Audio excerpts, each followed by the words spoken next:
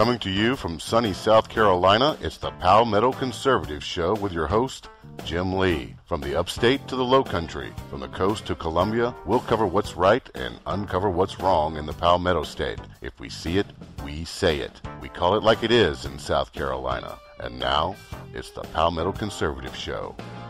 Let's jam.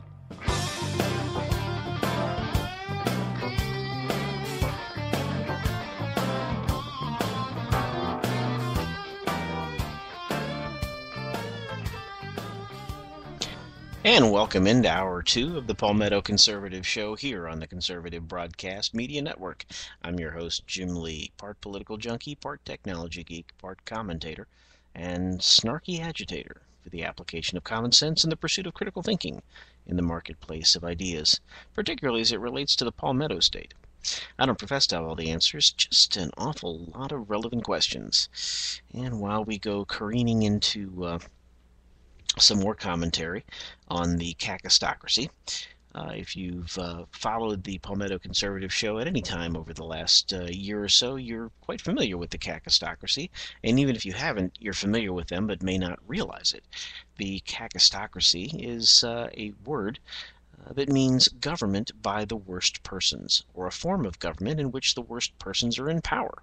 And that I can think of no better word to describe what we have in Washington than a cacistocracy, other than possibly its nearly related word, ineptocracy.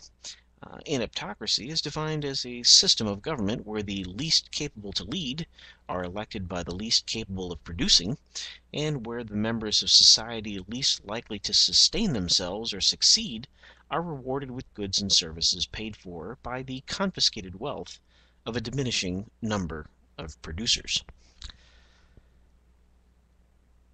Well, looking at this purely from a Palmetto State perspective, we find ourselves now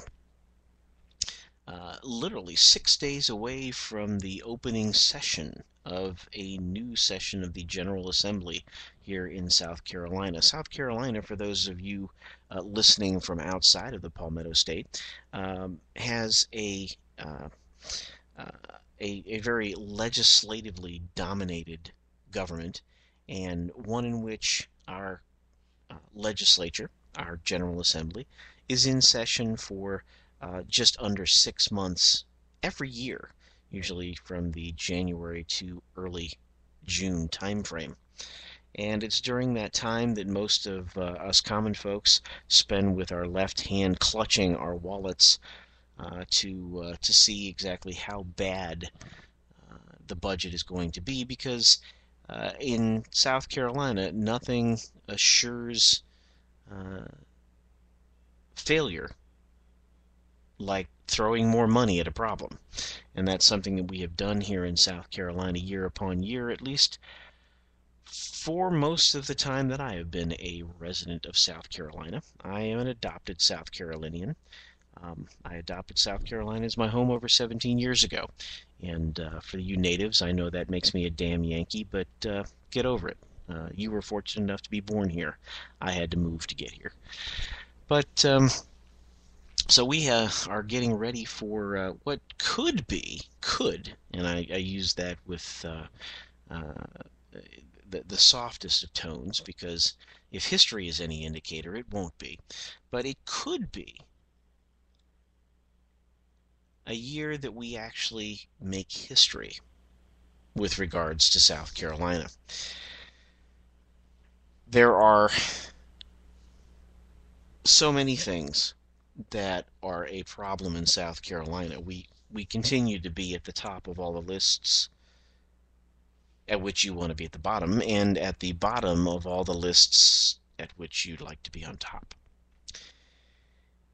Education and spending and roads and Medicare and so many other things. But we have several people who have stepped forward and demonstrated that they are willing to take the lead and try and push for something that I think will actually help South Carolina and will also put South Carolina on the map if they do so, and that is to push for nullification of the Obamacare bill. Now, I realize that the Supreme Court has ruled and they've deemed that Obamacare is in fact constitutional when constituted as a tax. And while I am not a lawyer and don't play one on television or here on the radio, here on the Palmetto Conservative Show, I will simply say that, okay, fine, a tax it is. Would somebody please explain to me how this managed to originate in the United States Senate when the Constitution clearly states that taxes must originate in the House? Furthermore, would somebody please explain to me how it is that the President and the then Democrat-controlled Congress who pushed this monstrosity through without reading it, much like the fiscal cliff legislation that was introduced 3 minutes before they voted on it in the Senate the other day, but I digress, how it is that they were selling this not as a tax, when in fact it's a tax. Quite frankly, I think that we've been duped. I think that we've been fraudulently sold a bill of goods. But even more so, forgetting the constitutional arguments for a moment, not that we should throw those aside, but just setting them aside, looking at it from a purely and simply mathematical perspective, it don't add up. You can't make the math work in any way, in any shape, in any form. Not to mention the fact that were it even a good idea, and let me be clear here on the Palmetto Conservative Show, I don't think it's a good idea, but were it even a good idea, anyone who expects the behemoth that is the federal government to be able to run effectively or efficiently any program on the size and scope that Obamacare represents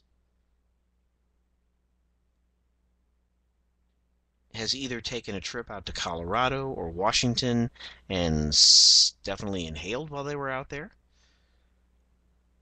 or is one of those people that we might want to be focusing our mental health dollars on and ensure that, number one, they're never allowed to acquire weapons, and number two, that perhaps we should think twice about any advice they might give us. So it would be interesting to see if the South Carolina legislature actually develops a spine and exerts its 10th Amendment rights and tells the federal government precisely what it can do with Obamacare, and that we will be just fine without it.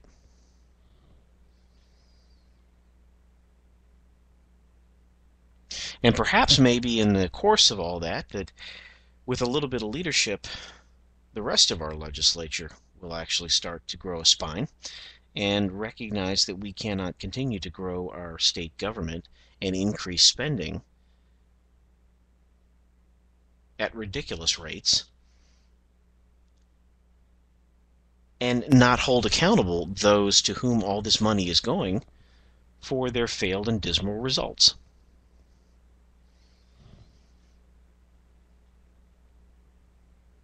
Now we begin this legislative session with the very same leadership that we ended the last one.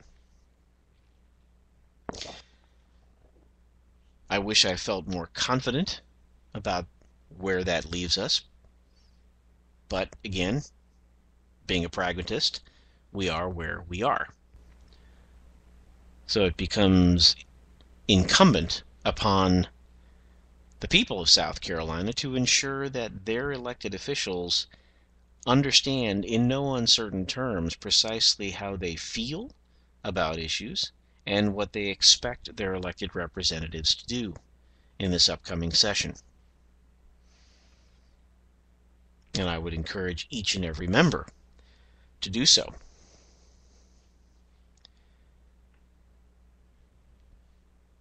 There are all sorts of bills that have been pre-filed, and much like the federal government, we've got an awful lot of work to do to pare through those bills and find out exactly what it is they're really doing, because again, not unlike their federal counterparts, there's all sorts of stuff in this legislation that just doesn't make sense. For example, um, in South Carolina, we have a rather old, if antiquated, uh, law that requires that the House and Senate hold joint public hearings to accept public input on the governor's proposed budget.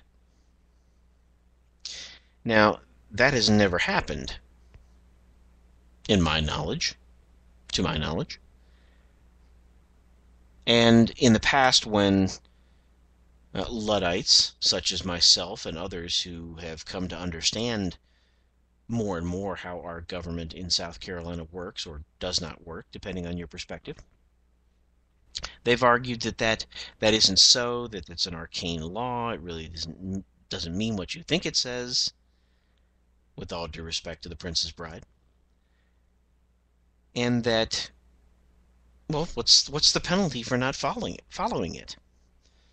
Which to me, that says everything and then some, and all you need to know about those who are representing us, when they only do things just because there's a penalty for not doing so, rather than doing the right thing for the right reasons. But they have creatively and rather slyly, stealthily, slipped language into some legislation that would rescind the very language, the very antiquated language that they claim is inconsequential, but it seems to be consequential enough that they feel they have to eliminate it. Why is that? Why is that? You just never know with the South Carolina legislature.